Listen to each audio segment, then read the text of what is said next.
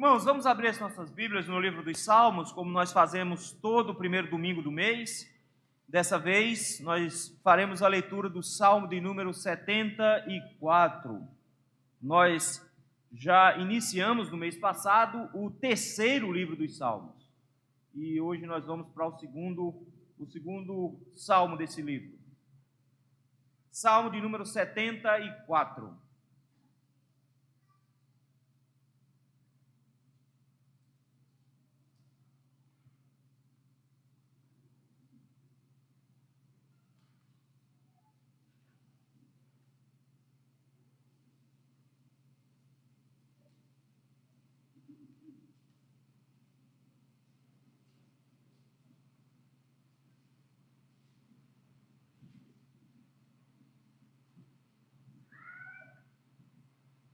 Salmo 74, nos diz assim a palavra do Senhor. Salmo didático de Asaf. Por que nos rejeitas, ó Deus, para sempre? Por que se acende a tua ira contra as ovelhas do teu pasto? Lembra-te da tua congregação, que adquiriste desde a antiguidade, que remiste para ser a tribo da tua herança. Lembra-te do monte Sião, no qual tens habitado. Dirige os teus passos para as perpétuas ruínas, tudo quanto de mal tem feito o inimigo no santuário. Os teus adversários bramam no lugar das assembleias e alteiam os seus próprios símbolos. Parecem-se com os que bradem machado no espesso da floresta. E agora a todos esses lavores de entalhe quebram também com machados e martelos. Deitam fogo ao teu santuário, profanam, arrasando até o chão a morada do teu nome. Disseram no seu coração: acabemos com eles de uma vez. Queimaram todos os lugares santos de Deus na terra. Já não vemos os nossos símbolos, já não há profeta, nem entre nós quem saiba até quando. Até quando, ó Deus, os adversários nos afrontará? Acaso blasfemará o inimigo incessantemente o teu nome? Porque retraz a mão, sim, a tua destra, e a conservas no teu seio. Ora, Deus, meu Rei, és desde a antiguidade. Ele é quem opera feito os salvadores no meio da terra. Tu, com o teu poder, dividiste o mar, esmagaste sobre as águas a cabeça dos monstros marinhos. Tu despedaçastes as cabeças do crocodilo e o deste por alimento às animárias do deserto. Tu abriste fontes e ribeiros, secaste rios caudalosos. Teu é o dia, tua também é a noite, a luz e o sol. Tu os formaste, fixaste os confins da terra, verão e inverno tu fizeste. Lembra-te disto, o inimigo tem ultrajado ao Senhor, e um povo insensato tem blasfemado o teu nome. Não entregues a rapina à vida da tua rola, nem te esqueças perpetuamente da vida dos teus aflitos. Considera a tua aliança, pois os lugares tenebrosos da terra estão cheios de moradas de violência. Não fique envergonhado o oprimido. Louve o teu nome o aflito e o necessitado. Levanta-te, ó Deus, pleiteia a tua própria causa. Lembra-te de como o ímpio te afronta todos os dias.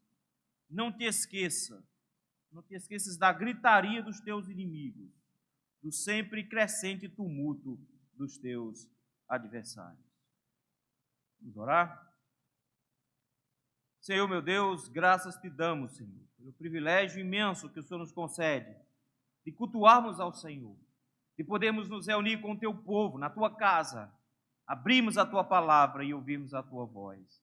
Te rogamos nesse instante que o Senhor tenha misericórdia de nós e nos ajude, Senhor, para que possamos ser instruídos, abençoados, edificados, fortalecidos e animados pela tua voz hoje à noite.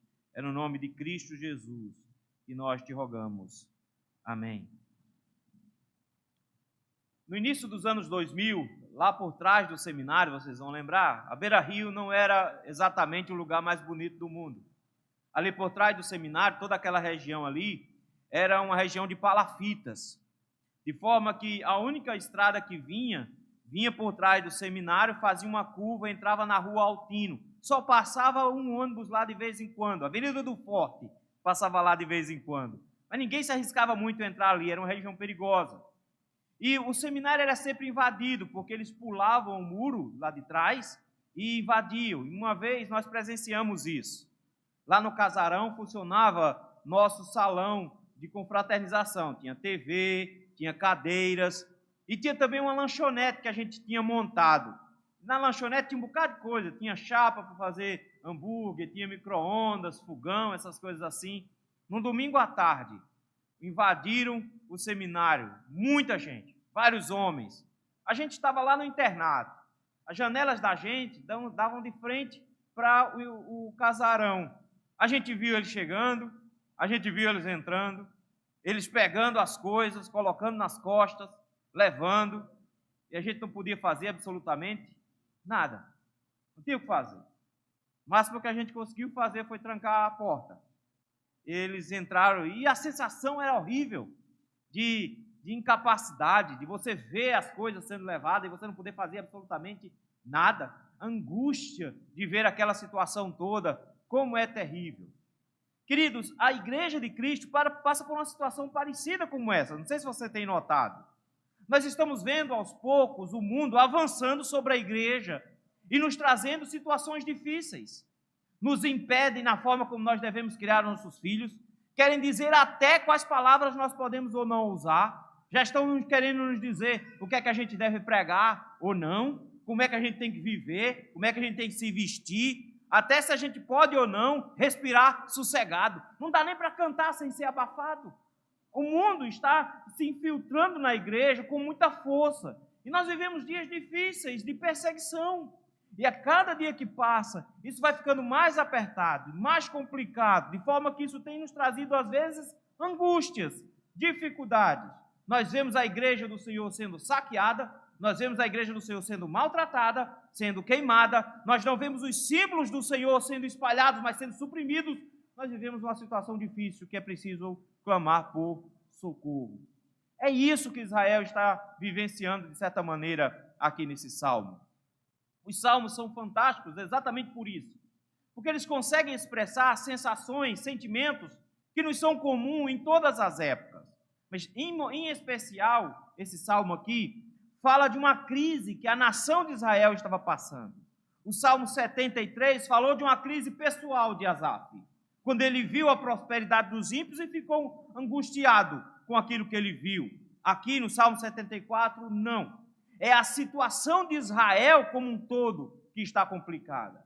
O que acontece aqui, na verdade, é que nós temos uma descrição da invasão babilônica a Jerusalém, lá por volta do ano 587, 586 a.C. Ele começa a ver a situação de Jerusalém sendo saqueada. Eles estão vendo a entrada dos inimigos dentro da cidade e destruindo tudo. É tanto que esse salmo, ele é irmão do 79, irmão do 137, e também ele tem muito parentesco com o livro de Lamentações de Jeremias, quando ele vai lamentar, principalmente o capítulo 1, lamentar a forma como Israel estava vivendo naquele instante. O texto nos diz que esse salmo é um salmo de Asaf, mas nós temos um problema aqui, porque Asaf é da época de Davi, e esse salmo claramente não é da época de Davi. Alguns dizem que então Asaf está profetizando os eventos do futuro, mas a forma como ele escreve, ao que tudo indica, não foi necessariamente um salmo escrito por Asaf, mas primeiramente ele pode ter sido escrito por um profeta. Há quem diga que o próprio Jeremias pode ter escrito esse salmo e dado aos filhos de Asaf, que era uma família inteira de cantores, de levitas em Israel, que ficaram muito conhecidos por causa de Davi. Há quem diga então que até mesmo um dos filhos de Asaf tenha escrito esse salmo, porque ele viu a destruição do povo de Deus. O que acontece aqui, meus irmãos, é um homem que está vendo o castigo do Senhor sobre o seu povo, está vendo a pressão dos ímpios sobre o povo de Deus, e ele não consegue fazer absolutamente nada. Deus tinha avisado por meio dos profetas, segundo a Crônicas, capítulo número 36, vai nos mostrar isso, de que Deus iria trazer a destruição sobre Jerusalém e que iria levar o povo cativo para a Babilônia. O povo não acreditou muito nisso, mas o que nós vemos aqui é uma descrição vívida desse evento, desse momento. E como, queridos, é difícil enfrentar um momento assim, um momento de perseguição, de dor, de tristeza. A única coisa que é possível fazer, orar, clamar ao Senhor por socorro. E é exatamente isso que o salmista vai fazer aqui. Ele vai clamar ao Senhor por socorro. Deixa as cadeiras passarem, que enquanto as cadeiras passam, fica todo mundo prestando atenção nas cadeiras. Acabou as cadeiras.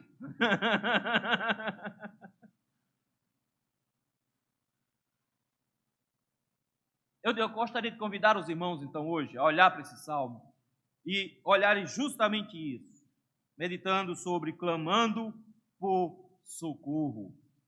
O texto nos dá alguns passos progressivos quando clamamos por socorro. O primeiro passo está aí nos versículos de 1 a 11, a angústia de não ter resposta. Talvez pior do que passar por um momento difícil é não ter noção de como isso vai acabar. Talvez seja isso o mais difícil do que enfrentar os problemas. É por isso que logo de cara, no versículo número 1, Asaf, que está aqui escrevendo um salmo didático, um salmo para instrução, já começa fazendo uma pergunta que nos incomoda bastante. A pergunta a ele é: Senhor, por que nos rejeitas? A pergunta, meus irmãos, é uma pergunta carregada de dor. O salmista aqui está em plena angústia. Ele olha para o que vê ao seu redor e diz assim: Senhor, o Senhor nos rejeitou. Mas o que torna essa pergunta ainda mais dolorosa é que ele diz: Senhor, por que nos rejeitas para sempre? A percepção que ele tem não é só que o Senhor o está rejeitando, mas ele está perplexo diante de tamanha destruição. A invasão de Jerusalém, meus irmãos, foi algo tão marcante para aquela época que foi considerado como uma ilustração do juízo final, uma ilustração do dia em que o Senhor derrama completamente a sua ira. E ele olha para isso aqui e diz: o Senhor nos rejeitou, o Senhor nos abandonou, o Senhor nos deixou, e o pior, o Senhor nos deixou para sempre. O que vai ser a tônica desses primeiros 11 versículos é justamente isso. Por que isso está acontecendo com a gente? De repente, os sofrimentos nos suscitam sempre essa pergunta: por que acontece conosco? Por que a minha vida está desse jeito? Por que tudo está acontecendo comigo de repente? Tudo virou pelo avesso. E principalmente, eu não entendo por que o Senhor está nos deixando passar por isso. Olha o final do versículo 1. Diz: nós somos ovelha do teu pasto. É isso que ele diz. Senhor, por que o Senhor está desse jeito, agindo em ira contra nós? Na verdade, ele sabia por que o Senhor estava agindo irado. Era a ação da aliança de Deus. Deus tinha dito lá em Deuteronômio que se o povo andasse nos caminhos do Senhor, eles seriam abençoados. Mas se por um acaso eles desobedecessem ao Senhor e seguissem a ídolos do mundo, o Senhor iria trazer sobre eles uma língua estranha. E nós lemos hoje à noite justamente essa ideia de que o Senhor estava trazendo uma língua estranha sobre eles. E o que aconteceu é que o Senhor estava trazendo juízo, e ele chega agora e diz: Senhor, mas é pesado demais. Porque às vezes a gente espera que a coisa vai ser ruim, mas tem momentos que a coisa fica pior do que a gente esperava. Não sei se você já foi menino e esperou uma surra, e a surra foi um pouco mais pesada do que você esperava, lembra? Você esperava tomar umas palmadas da mão e de repente veio uma corda lá da cozinha. O negócio desanda, né? Era isso que eles estavam esperando. Ah, Senhor, eu esperava uma palmatória, de repente chegou uma corda molhada, então o negócio ficou complicado. Ele chega e diz: Senhor, tu vai nos rejeitar para sempre? Vai nos rejeitar para sempre? O que está trazendo tanta angústia ao coração dele? Ele diz: é porque parece que o Senhor resolveu que não vai ajudar ninguém. Sabe o que é terrível aqui? É o fato de que eles estão em dificuldades. Os inimigos estão entrando dentro da cidade. Ele está vendo a destruição e Deus não está movendo nenhuma palha. Deus não está fazendo absolutamente nada. Deus nem se mexe. É por isso que no versículo 2 ele diz: lembra-te da tua congregação. Ele começa agora a dizer: Senhor, não é que o Senhor estava esquecido, mas ele vai usar essa expressão o tempo inteiro. Já notaram que ele começa com lembra-te e termina lá no final com lembra-te de novo, versículo 18 em diante. Ele volta para o lembra-te. Não é que o Senhor se esqueceu, ele diz, Senhor, por que o Senhor não está fazendo nada? Por que de repente a gente vê o mundo inteiro se levantando contra o Senhor, a gente vê essa ruína acontecendo, tudo se desmanchando e o Senhor não faz nada? E ele começa a nos dizer de como Deus era especial para com Israel, mas que nesse momento ele não está conseguindo ver a ação do Senhor. Ele diz, Senhor, lembra-te da tua congregação, do teu povo, o teu povo. Olha os termos que ele usa, 3 termos aqui. O povo que o Senhor adquiriu desde a antiguidade. O povo que o Senhor comprou desde a antiguidade. O povo que é teu, o teu povo. Senhor, se lembre que esse povo não é um povo sem dono. Esse povo é o povo do Senhor, mas o Senhor parece que está deixando o povo de todo jeito. Senhor, o Senhor comprou esse povo. Não só comprou, o texto diz, o Senhor remiu para ser a tribo da tua herança. Ele chega agora e diz, para ser o cetro da tua herança. O Senhor remiu esse povo. O Senhor comprou esse povo, tirou-os da escravidão. O Senhor trouxe esse povo para ser seu. Não só isso, ele diz mais no versículo número 2, lembra-te do Monte Sião, do qual o Senhor tem habitado. Ele diz, o Senhor mora conosco. Como é esquisito o que o salmista está vendo. Ele olha para tudo isso e diz, Senhor, nós somos o teu povo, que o Senhor comprou, que o Senhor remiu, o Senhor mora com a gente, o Senhor mora na nossa cidade, o Senhor tem uma casa em Jerusalém. Como é que pode agora essa situação toda? Queridos, como é difícil às vezes não conseguir enxergar a bondade do Senhor em meio aos eventos. Como é difícil olhar para tudo isso e não ter simplesmente uma resposta da parte de Deus, porque parece que está acontecendo tudo ao contrário do que Deus disse que ia acontecer. O Senhor tinha prometido a Israel que jamais iria abandonar o seu povo, Deuteronômio capítulo 4. Ele tinha dito que estaria sempre com o seu povo. Ele chamava o povo, em Deuteronômio capítulo 7, de o meu rebanho precioso. Ele era o pastor de Israel, Salmo 80. Como é que o pastor de Israel deixa agora o seu povo, que lhe pertence, a sua morada ser arrasada desse jeito?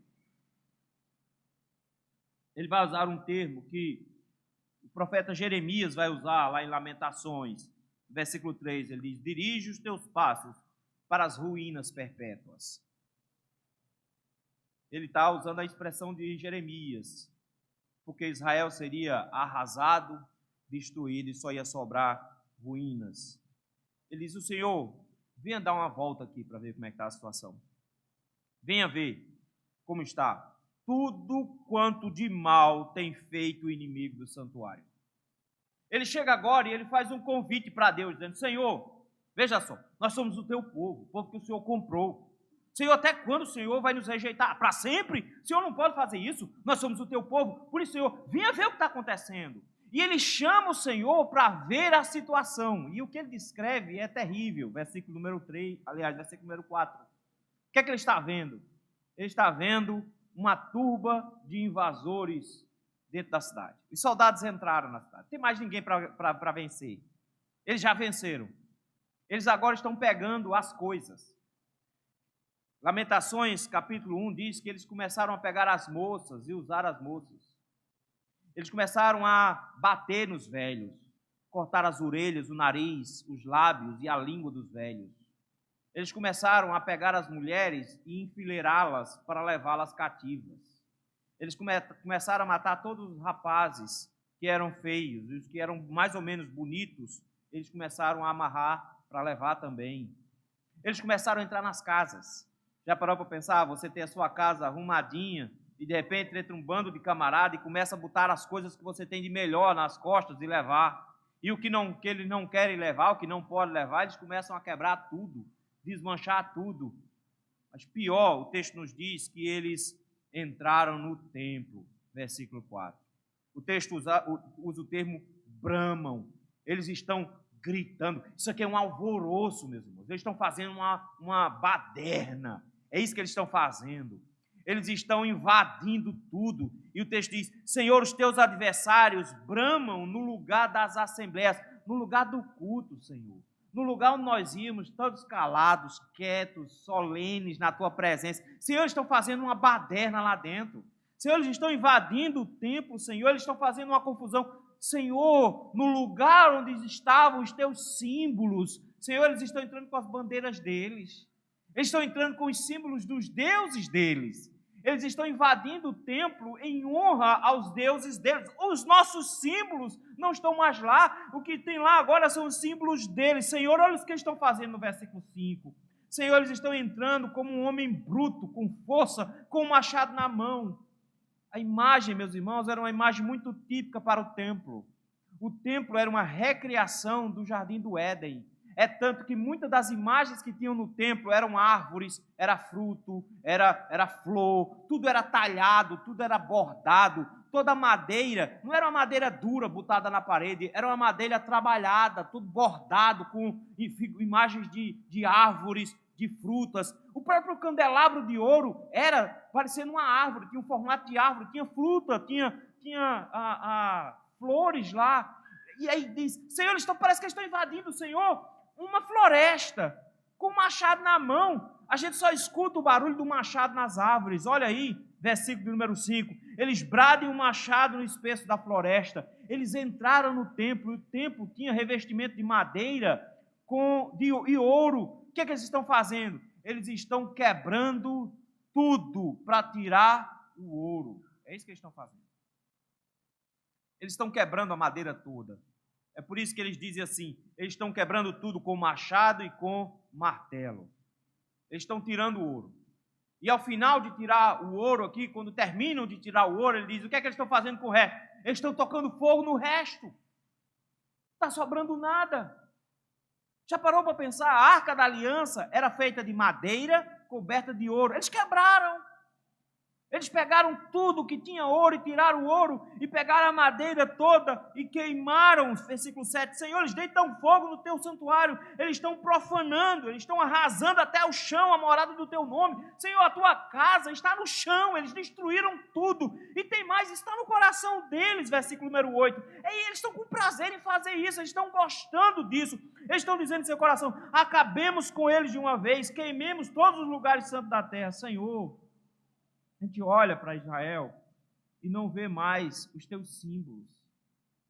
Nós olhamos para Israel e não tem mais nenhum lugar onde nós possamos encontrar a tua presença.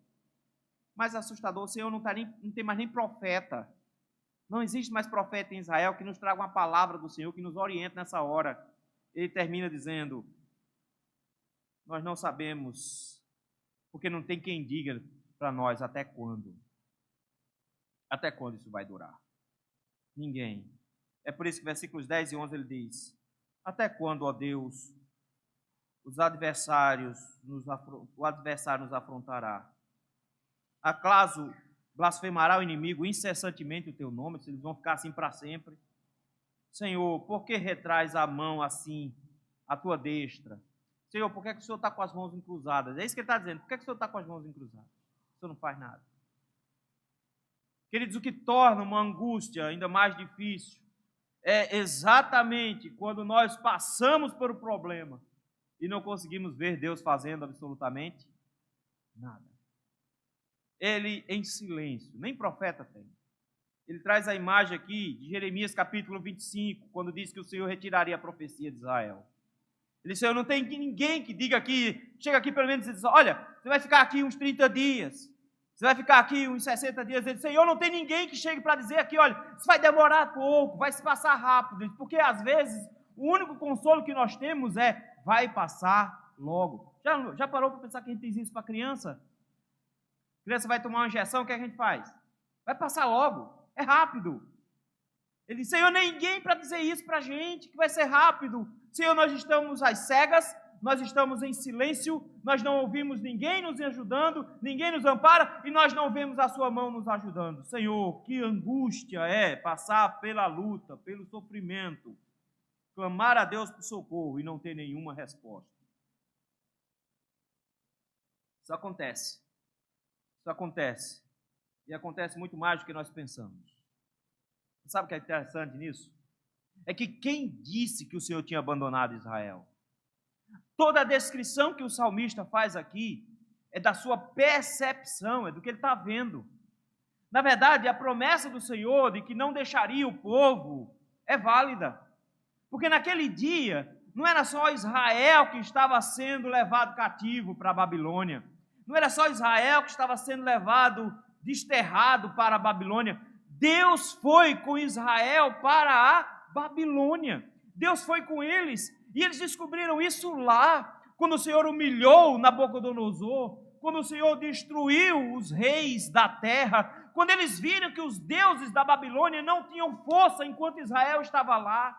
Eles viram que Deus foi com eles, mas no momento da dor, meu irmão, no momento do sofrimento, a gente não consegue ver isso.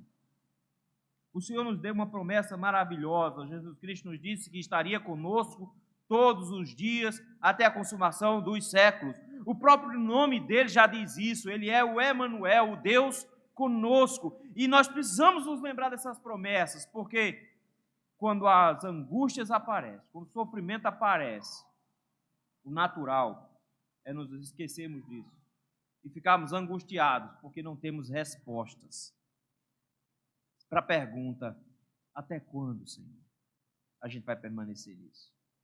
O que nos leva, meus irmãos, a um segundo passo aqui, clamando a Deus por socorro. O primeiro passo, progressivo, quando nós clamamos a Deus por socorro, é que a angústia é grande quando nós achamos que não temos resposta. Mas o segundo passo é o alívio de ver que nós temos um rei poderoso. Versículo de número 12. O texto muda completamente no versículo 12. Os sofrimentos se acabam no versículo 12. Porque no versículo 12 ele começa assim: ora, Deus, meu rei, é desde a antiguidade. Ele disse lá atrás que quando o Senhor comprou Israel, o Senhor adquiriu Israel desde a antiguidade. Ele diz: e desde o dia em que o Senhor adquiriu Israel, o Senhor se tornou o nosso rei. E quando ele olha para Deus agora, ele tira os olhos do problema, meus irmãos. A maneira que nós temos para sair do sofrimento por causa das angústias que passamos, das dificuldades que enfrentamos, é justamente tirar os olhos do problema. Enquanto ele está olhando para a invasão, enquanto ele está olhando para a cidade sendo destruída, enquanto ele está olhando para o templo sendo queimado, ele diz: Senhor, até quando o Senhor vai nos deixar passar por isso? Até quando isso vai acontecer? Mas nesse momento ele para de olhar para o que está acontecendo e ele olha para o lugar certo, ele olha para o trono. Porque mesmo que Israel tenha sido derrotado, mesmo que o rei tenha sido preso, mesmo que o palácio do rei tenha sido destruído, mesmo que o templo tenha sido arrasado, Deus continua no seu trono e Ele é o nosso rei. Ele é o nosso rei. É por isso que ele olha para Deus e diz: Senhor é nosso rei desde a antiguidade. E eu conheço o meu rei. Ele é um rei poderoso. A partir do versículo número 12, meus irmãos, ele vai descrever os poderes de Deus. Eu quero que você observe uma coisa. Quando a coisa aperta, quando os sofrimentos aumentam, olhar para o passado é a melhor coisa que a gente faz.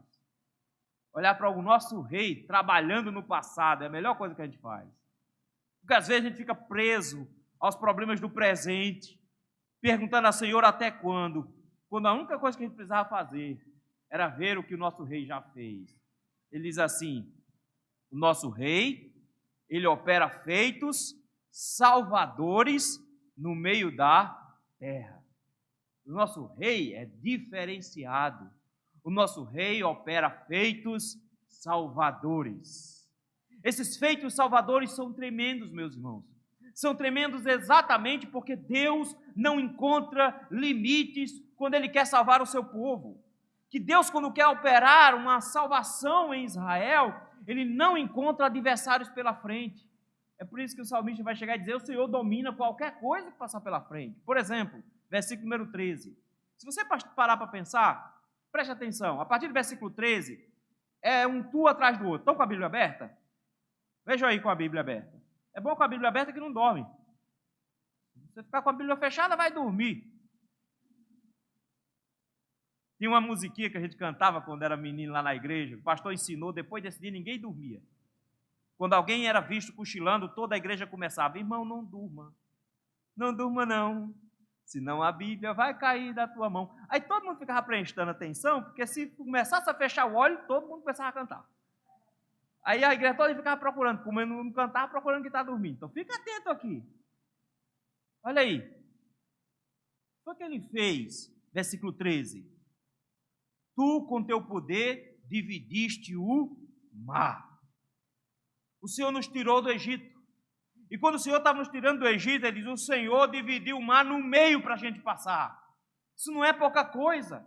É preciso muita força para deslocar tanta água. E é preciso muita força para segurar tanta água assim como o Senhor segurou. E o Senhor manteve a água lá para nós passarmos. O Senhor é o nosso Rei. O Senhor operou uma salvação imensa. O Senhor abriu um mar para nós passar. Mas não só isso. O Senhor esmagou sobre as águas a cabeça dos monstros marinhos.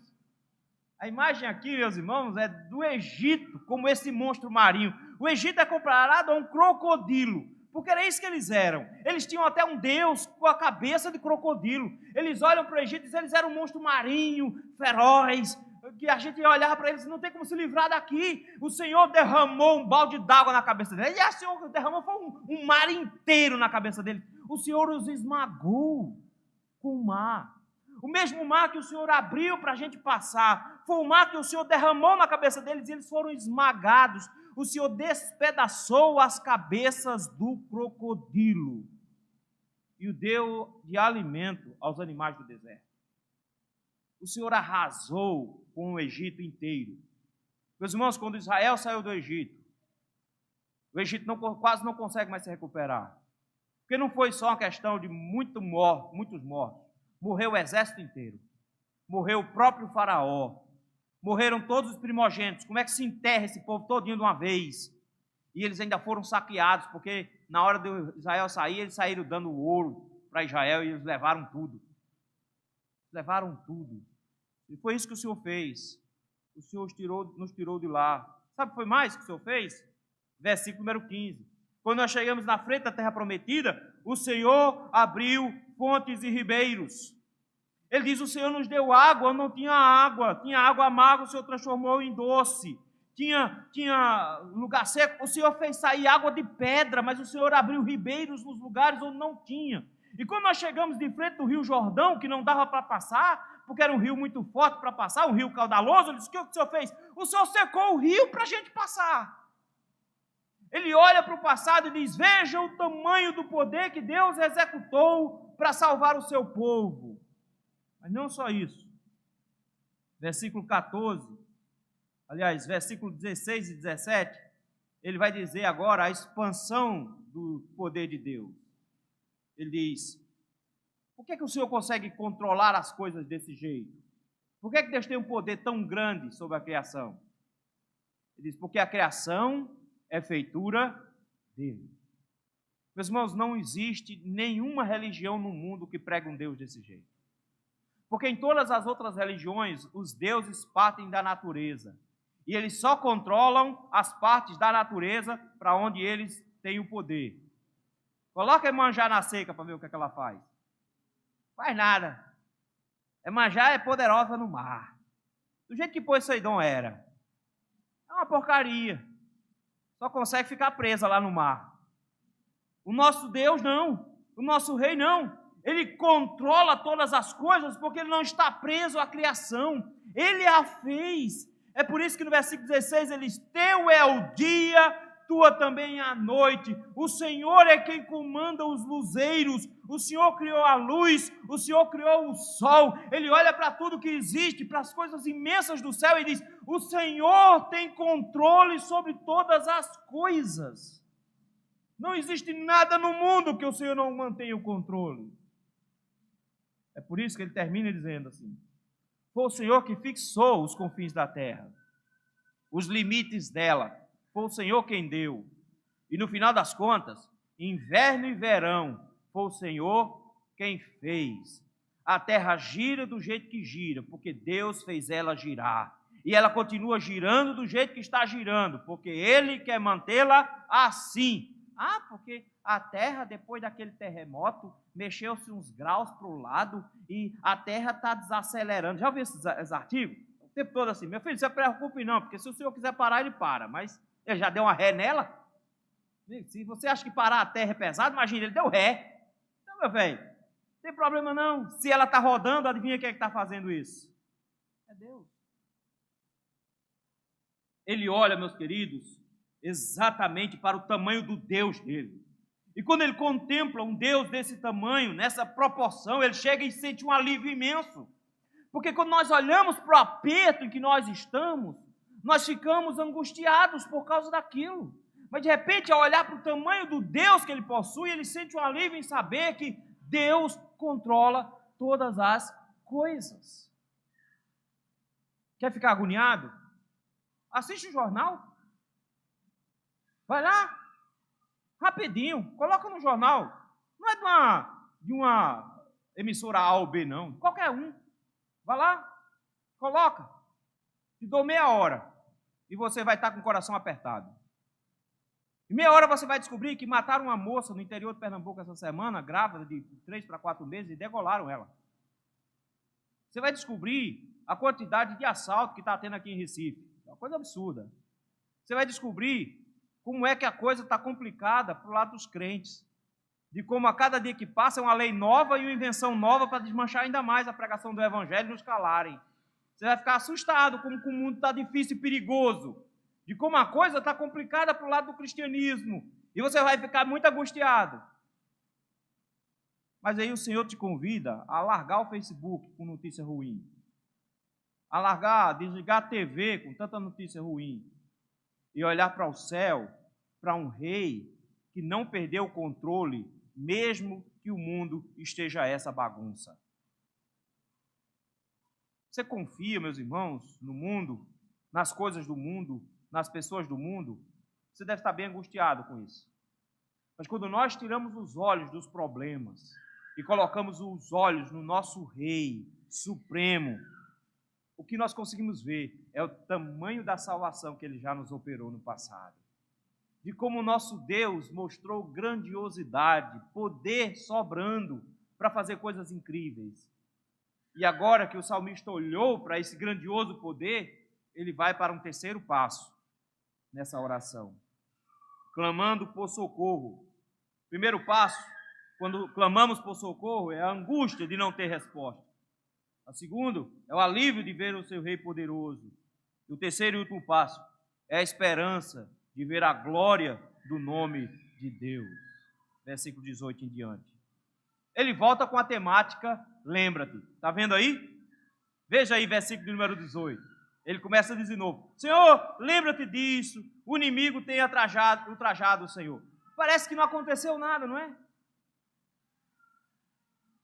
Porque ele, de repente, estava dizendo a mesma coisa lá atrás. Ele disse: Senhor, olha o que estão fazendo aqui. Senhor, olha o que está acontecendo aqui. Senhor, olha como é que eles estão destruindo tudo. Senhor, o Senhor não vai fazer nada, não vai tomar nenhuma providência. Mas após contemplar um rei eterno que está assentado no seu trono, governando todas as coisas, ele olha para a situação agora pela perspectiva correta. Ele vê que o que está acontecendo no mundo é ao nosso redor, inclusive as coisas pelas quais nós passamos os nossos sofrimentos. Meu irmão, aprende de uma vez, não diz respeito a você. O mundo não gira em torno de você e do seu sofrimento. As coisas de Deus não giram em torno de você. Foi um pregadorzinho desses, de calça apertada, que disse aí que você é o centro de Jesus. Meu irmão, é mentira. É porque ele fala pela boca de Satanás e você fica ouvindo Satanás querendo ouvir Deus. Meu querido, entenda uma coisa, você não é o centro de Deus. Sabe por quê? Porque ele tem um único plano, que é engrandecimento do seu próprio nome. Por isso aprenda a orar com Asaf aqui. Olha como é que ele ora agora. Olha como muda. Versículo 18 ele diz: Senhor, lembra-te disto. O inimigo tem ultrajado o Senhor. Eles são doidos. É um povo insensato. Eles têm blasfemado o teu nome. Olha com quem ele está preocupado agora. Ele não está preocupado mais com o templo. Ele não está mais preocupado com os bens de lá. Ele não está preocupado mais com a invasão. Ele não está mais preocupado com isso, não. Ele diz assim: minha preocupação agora é a seguinte: Senhor, eles estão lutando contra o Senhor. Vocês acham que agora existe um problema se tirarem o CNPJ da igreja, cancelarem e disser assim: a partir de hoje, o templo pertence ao Estado. Nós vamos fazer aqui uma escola que é mais útil. E a partir de hoje aqui vai ser uma creche. A gente vai aproveitar aqui o lugar, o espaço para fazer uma creche. Vocês não precisam de igreja. Vocês podem se virar. Saiam todo mundo. Aí você vai dizer, ai meu Deus, perdemos tudo. Não, querido, você não entendeu. A gente não precisa desse negócio aqui não. Nós não precisamos disso aqui não. Nós não precisamos ser legais. Nós não precisamos de um CNPJ. Nós não precisamos de nada disso. Ele chega agora e olha para a situação e diz, o que nos preocupa, Senhor, é que eles estão blasfemando contra o Senhor. Eles estão dizendo que o Senhor errou, que o Senhor não sabe fazer menino e menina e fica colocando as almas no corpo errado. Eles é que estão dizendo isso, Senhor. Eles estão blasfemando contra o Senhor. Quando eles mandam o teu povo ficar calado, estão perseguindo o teu povo. Eles estão blasfemando contra o Senhor. Mas, Senhor, a nossa oração agora muda. Nós não estamos interessados no que vai acontecer conosco. Nós estamos interessados no que vai acontecer com o Senhor. A oração deixa de ser, me ajude, para a oração ser, Senhor, glorificado seja o teu nome. Olha como é que ele ora. Glorificado seja o teu nome. Ele ora assim, ó. Senhor, não entregues a rapina a vida da tua rola. Eu acho bonito isso aqui, cara.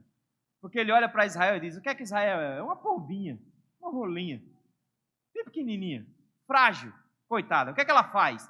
Nem beliscar que serve ela presta. Não sei se você já pegou a rolinha na mão. Nem beliscar ela consegue, ela tem um bico mole. Aí ela pega, nem dói.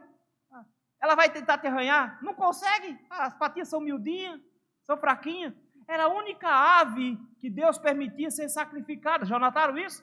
Você podia ter levado um animal maior. Senhor, eu quero dar uma galinha gorda. Não, você não quer galinha gorda não, eu quero uma rolinha mesmo. Uma rolinha. Porque Israel era essa coisinha frágil de Deus.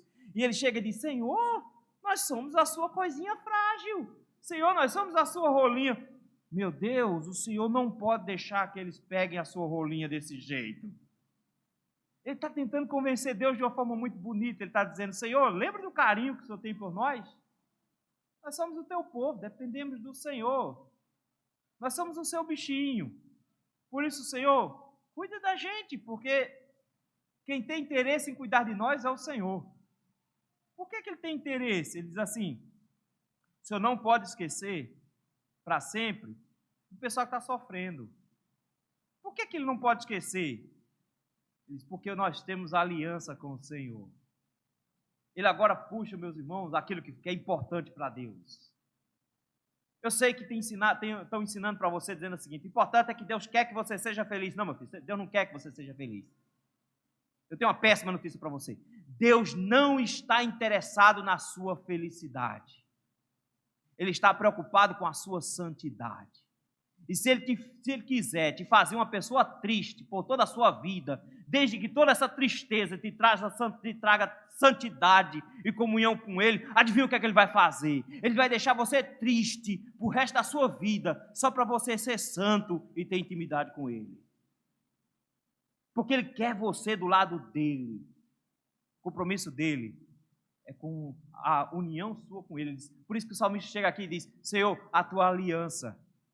Eu quero lembrar do Senhor de um acordo que nós temos. Nós seremos o seu povo e o Senhor será o nosso Deus. Nós temos uma aliança contigo, Senhor. E a terra está cheia de violência. Lamentações capítulo 5, versículo 11. É isso que ele está dizendo. A terra está assolada de violência. Senhor, todo canto que a gente olha, a gente só vê isso. Senhor, não pode ser assim. O Senhor precisa se preocupar com o teu nome. É isso que ele está dizendo aqui. Está dizendo, Senhor, o Senhor pastoreia o seu povo e não pode perder ninguém, porque a sua reputação está em jogo. É por isso que o salmista Davi usa essa mesma ideia. Ele diz no Salmo 23, guia-me pela vereda por amor do teu nome. O Senhor me guia direitinho, Ele cuida de mim, justamente por causa do nome dele. E o próprio Jesus disse, eu sou o bom pastor, e o bom pastor dá a vida pelas suas ovelhas, e aquele que o Pai me dá, ninguém arrebata da minha mão. Por que ele está preocupado? Ele diz, porque os ladrões e salteadores, que não é Satanás, ladrões e salteadores ali são pastores falsos, viu? Não fica pensando que quem vem roubar e matar e destruir é Satanás, não. Quem vem matar, roubar e destruir é pastor falso. É isso que o texto está dizendo. Ele diz, essas pessoas estão preocupadas em lucrar. Eu não, estou preocupado com minha reputação. Meu rebanho eu não posso perder.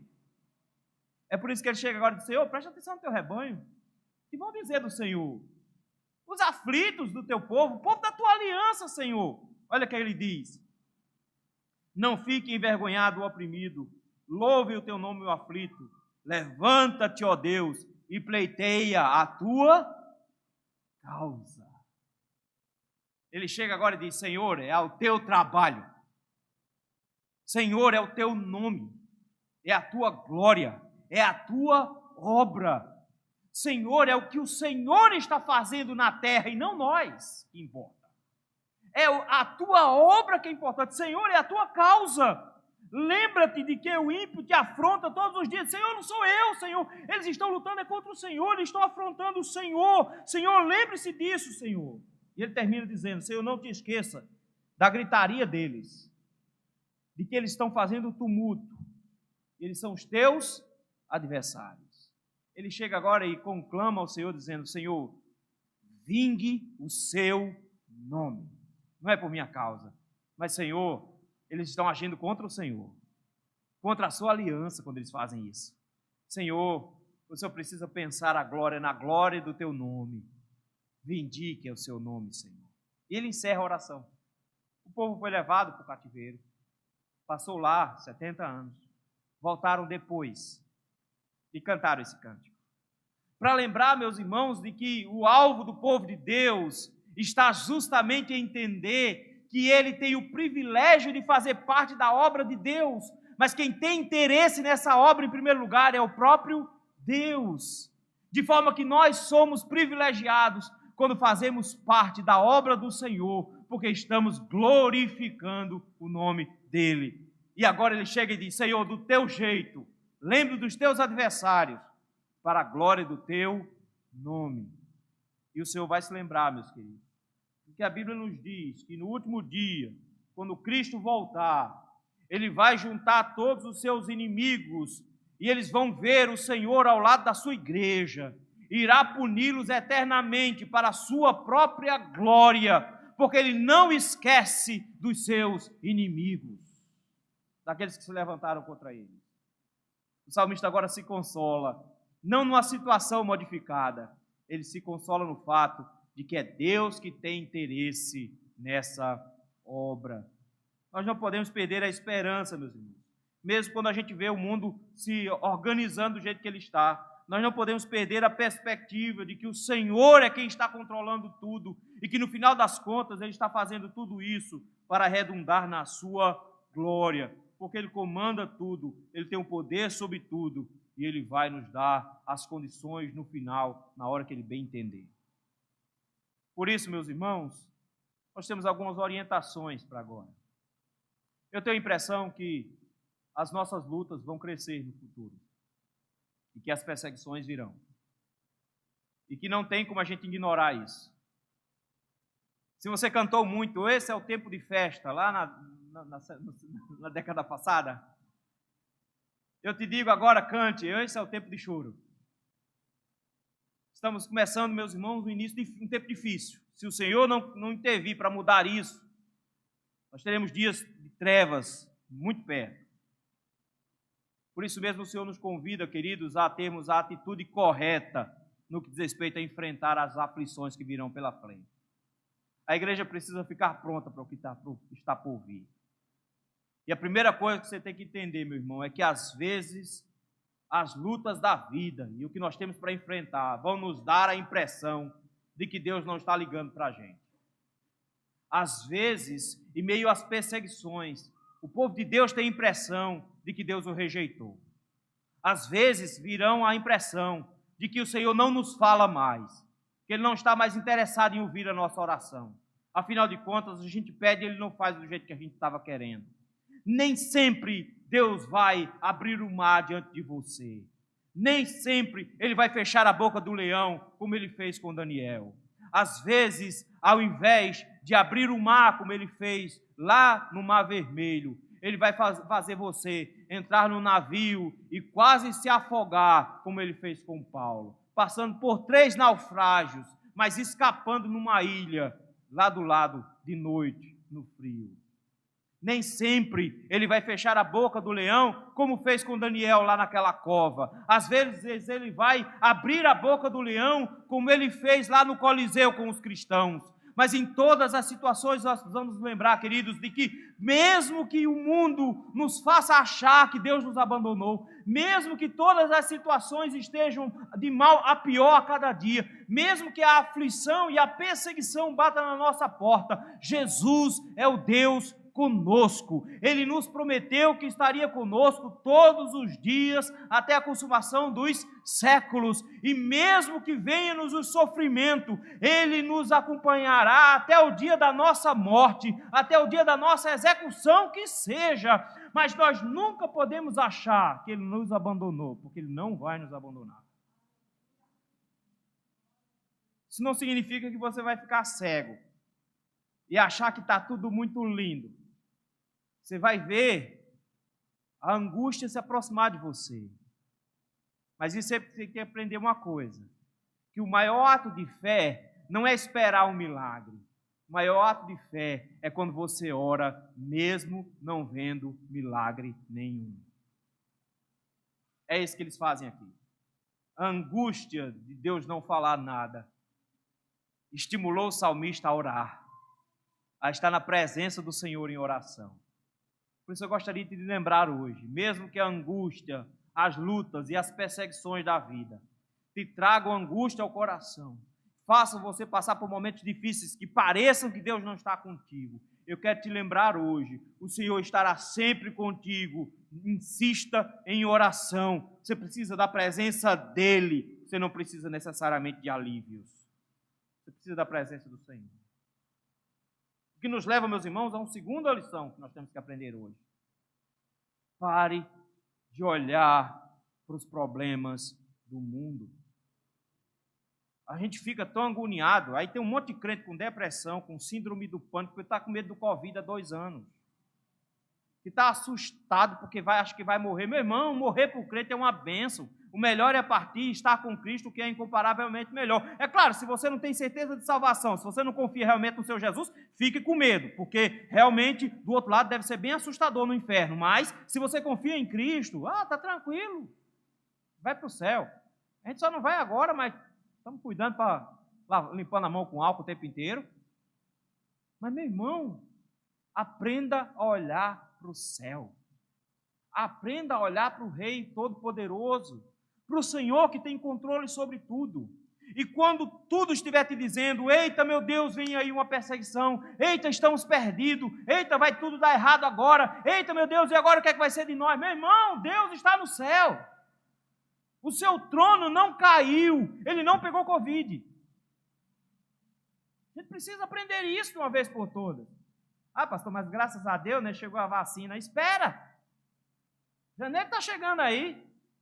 A China já está com outro surto.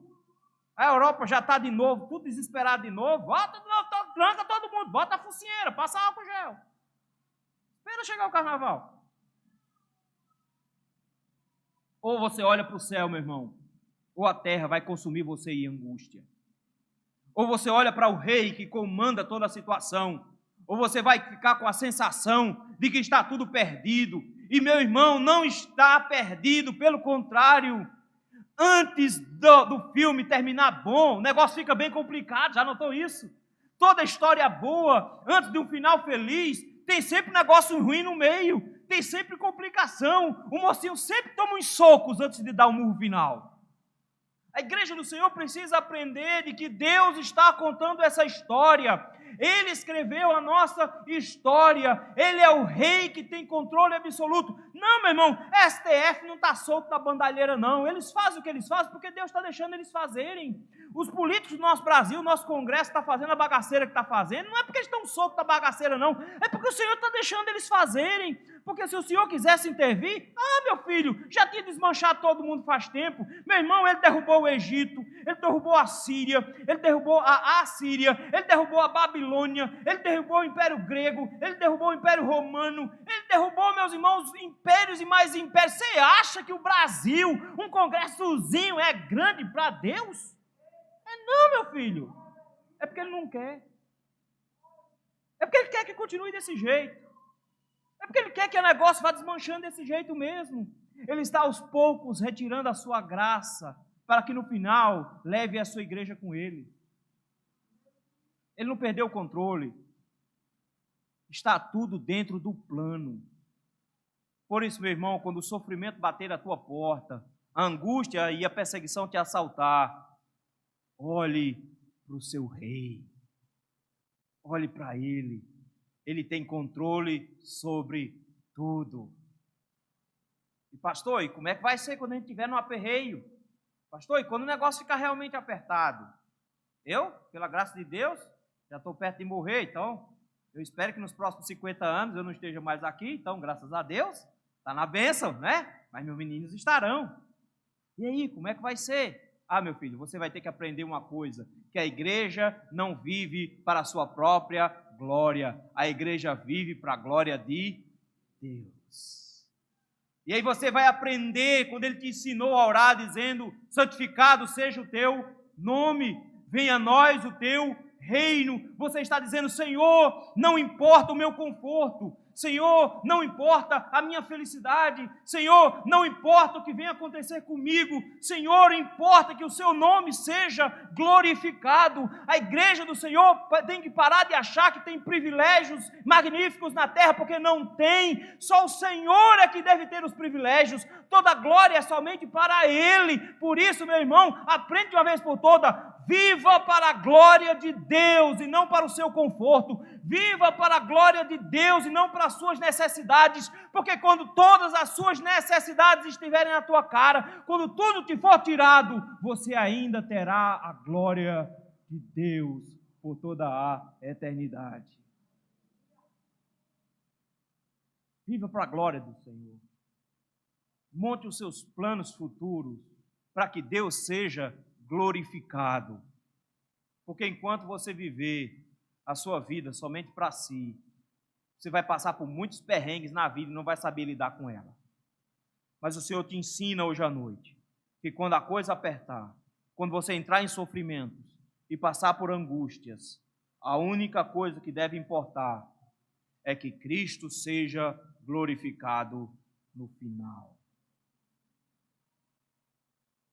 Apocalipse, capítulo 21, versículo 3 nos diz: agora o tabernáculo de Deus está com os homens, com os quais ele viverá.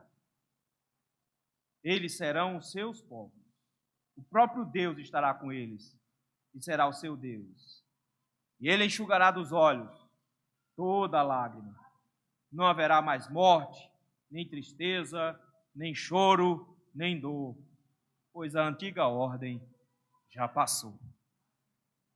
Que o Senhor nos ajude a termos isso em mente quando passarmos por tribulações e angústias.